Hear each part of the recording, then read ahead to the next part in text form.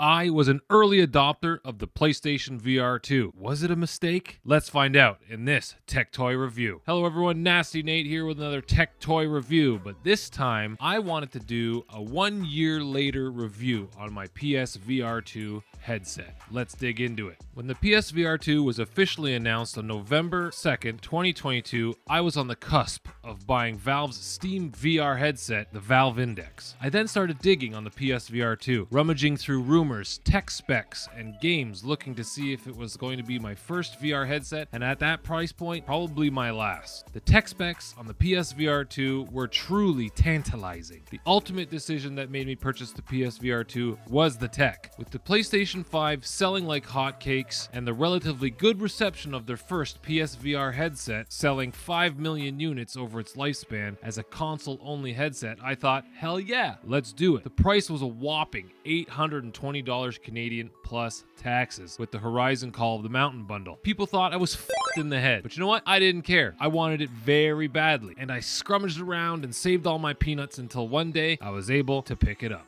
Alright, let's jump into the hardware. PSVR2 boasts OLED display technology. If you watch us here on the Elder Trolls Gaming channel, then you know we love those OLEDs. Display resolutions of each eye is 2000 by 2040, with a panel refresh rate of 90 to 120 Hz. 4 embedded cameras for headset and controller tracking, 6-axis motion sensing systems, IR camera for eye tracking per eye, headset vibration feedback and haptic feedback on the controllers, and a built-in microphone and stereo headphone jack. When I first received my headset, I was ecstatic. I was impressed. I loved the sleek design, and the controllers with the haptic feedback were excellent. The headset fits nicely on my head with an adjustable head strap and adjustable lenses. The setup is quick and precise and gets you fitted for your VR gaming experiences and adventures right away. During my first year of owning the headset, it unfortunately broke on me twice. Here in Canada, our basements get pretty humid in summertime. So I don't know if it was because I'm a sweaty beast and all my sweat dripped into the electronics somehow, or it was because I was storing the VR headset down in my basement in between playtime. Currently, I'm on my third headset. When I asked Sony if they could tell me the problem so it doesn't happen again, I got radio silence. They would never answer me. Now, I'm just waiting for that day where I go to turn on my headset again and I get a weird screen mangled or vertical or sideways or whatever, and it doesn't take my input. Not looking forward to that day. Thankfully,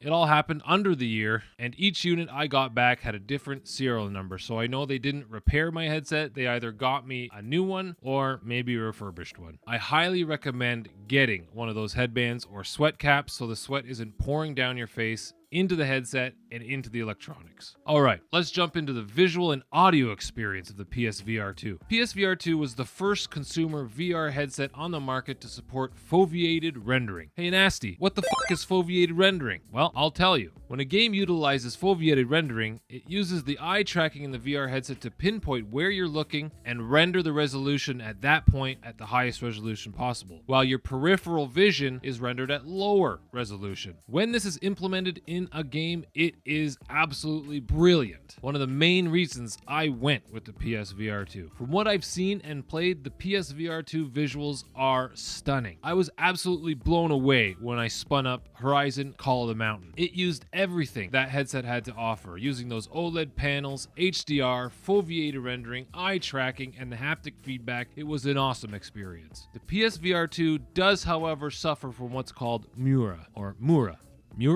Something I've noticed where it looks like there's a weird grainy texture or mesh that covers the screen. But it doesn't really break immersion. Once you get used to it, it kind of blends in and you kind of forget about it. The PSVR2 also comes with a headset jack and earbuds that you can plug in and you're ready to go. I have used other headsets with the PSVR2 and they do work, but the hassle to have just headphones over the headset with cables running all over the place is not what you want. Now, to protect the PSVR2 lenses from any bumps or scratches, I use non-prescription lenses from VRrock.com. They're available for mostly all VR headsets, and also they're available in prescription and non-prescription for all types of gamers. If you want to pick up a pair for yourself, head over to VRrock.com. That's VR-rock.com and use the code ElderTrolls and you'll get a 10% discount on your order. The link will be in the description. Okay, now let's talk about the controllers and the tracking. The controllers are lightweight and fit nicely in your hands. They're affixed with wrist straps and USB-C charging. After using the PSVR2 for a year now, I really wish the controllers had more battery power, more charge. They seem to drain after like 3 or 4 1-hour sessions, so around 4 hours of playtime, which isn't much. Also, charging them is a pain in the ass if you don't have the charging dock. You'll need to charge both controllers separately, though the PSVR2 only comes with one single USB-C cable. If you're trying to charge your controllers through your PS5, you have to enable charge while in rest mode in the PS5 settings. After playing the PSVR2 for a year now, I found the controller tracking pretty good. The only game that really gives me the most issues is, well, unfortunately, my favorite game, Ragnarok. I often have tracking issues which I find extremely frustrating, especially when I'm competing for high scores. It sometimes completely fucks a good run on a song in which I have to start over. I thought this might be due to insufficient lighting in my basement, but after basement renovations, I have quite a bit of light down there. I did, however, read online that getting an infrared light helps quite a bit with the tracking in low light situations, since the PSVR2 does have IR sensors, so I might check that out in a future video. You can also turn on TV Tracking Assist, where the PSVR2 will outline and track your TV to help you with tracking issues. This does work, but when I try to make content, it inserts a weird border around my HDMI input, so whenever I create content for this, it's kind of annoying. Now, let's get into what is probably the biggest thing a year later, and that's the software and game library. PSVR2 had over 40 titles during its launch window, which I thought was quite a bit, and they were pretty dang good. It definitely had some games to try out right away, like Horizon Call of Mountain, Pavlov VR, Pistol Whip, No Man's Sky, After the Fall, Gran Turismo 7, and Ragnarok. Fast forward a year later, according to the PS Store, filtered for the PSVR2 platform, it says 163 games. Wikipedia says 240 games, but I'll be going by the store list here in Canada.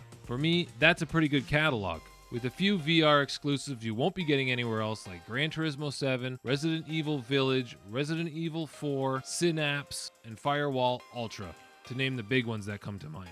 I'd say the overall game selection is pretty great, and I don't feel like I'm missing out on much that isn't either already out on PSVR2 or coming soon. Next, I want to talk about backwards compatibility, or the lack of backwards compatibility. This really sucks, and what could really slingshot PSVR2 into more homes is having more PSVR games backwards compatible with the PSVR2. With all that being said, I'm very pleased with the prices of most VR games on the PSVR2 platform. They don't completely break the bank unless you're going for the full AAA games like Resident Evil or Horizon. You can usually get away with sales and pick up 2 or 3 VR titles for under 50 Canadian dollars, which is real nice. The performance on the headset a year later is just as it was when I took it out of the box, even after sending it back 2 times for damages. Games with foveated rendering look and run fantastic, never taking me out of the experience. Resident Evil Village gives you such a crazy immersive experience on the PSVR2 that's very hard to beat. We actually have a video of me playing my first Resident Evil game in VR on our YouTube channel. I'll have it here or in the comments or somewhere here.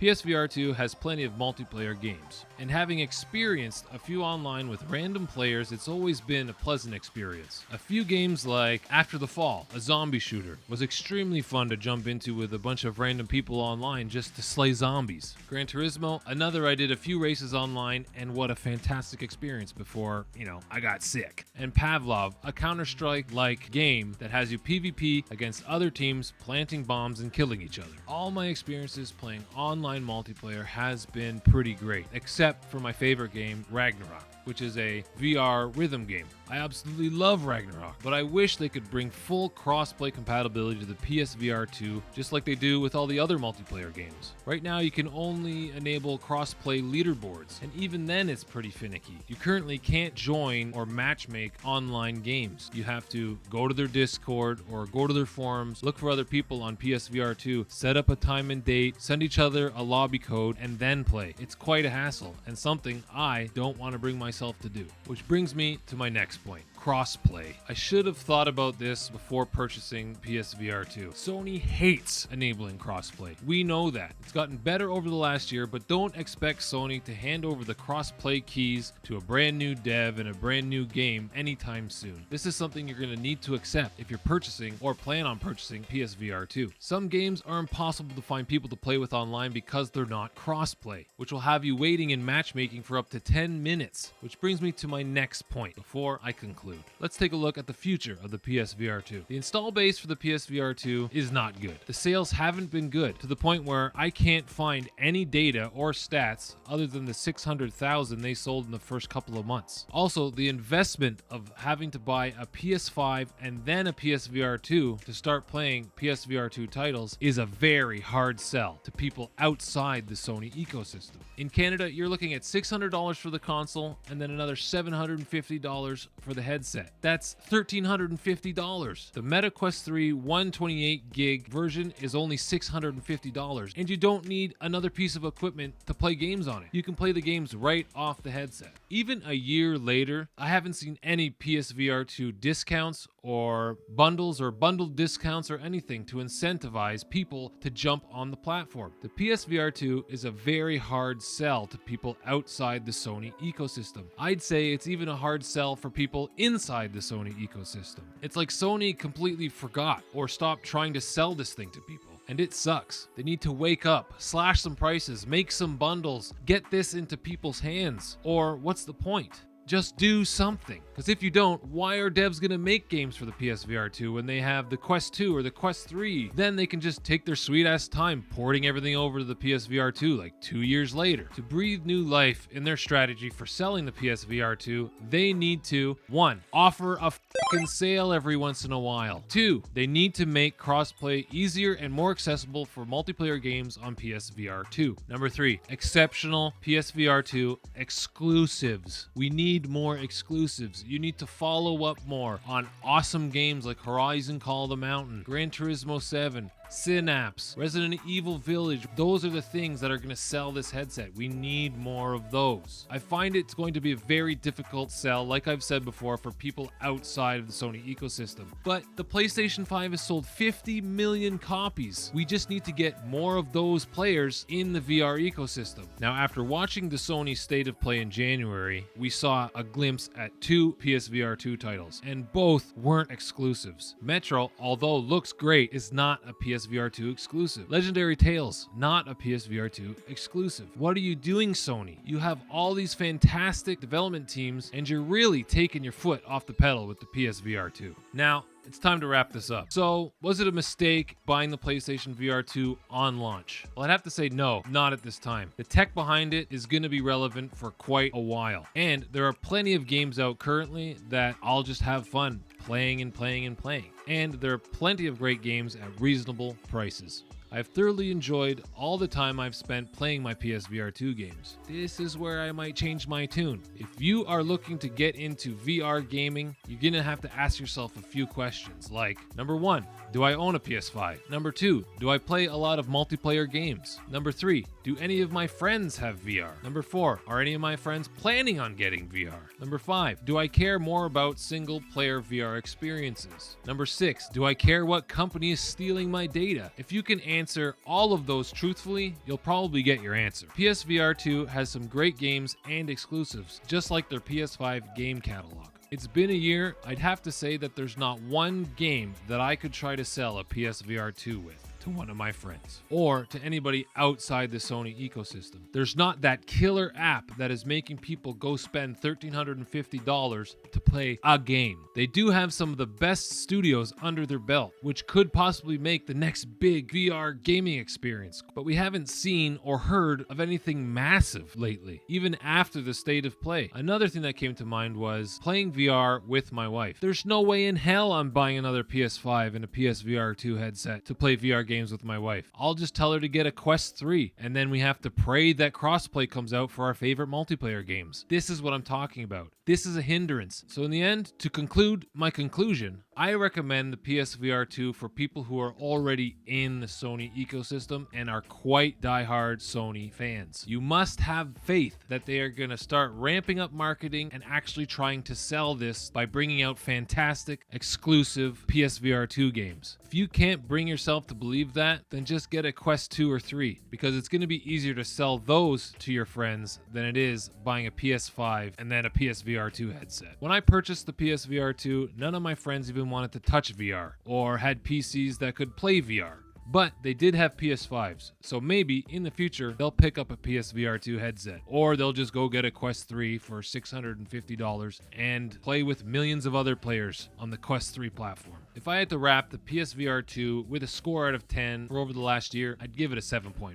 I don't regret purchasing it, but as time goes on, I feel like Sony's forgetting about it. With every state of play that comes by, it just seems like PSVR2's thrown in there as an afterthought. And I understand that. It's probably because there's not a lot of PSVR2 users. But whose fault is that? It's not ours. Alright, and that does it for this tech toy review. Thanks everyone for watching, and I hope this helps you make a decision on either getting or not getting a PlayStation VR2. Let me know what you decide in the comments below. If you enjoyed this video, please like and subscribe to the Elder Trolls Gaming channel and take a listen to our podcast, the Elder Trolls Gaming Podcast. It's available on all podcasting platforms. Thanks again, everyone. Take care and game on.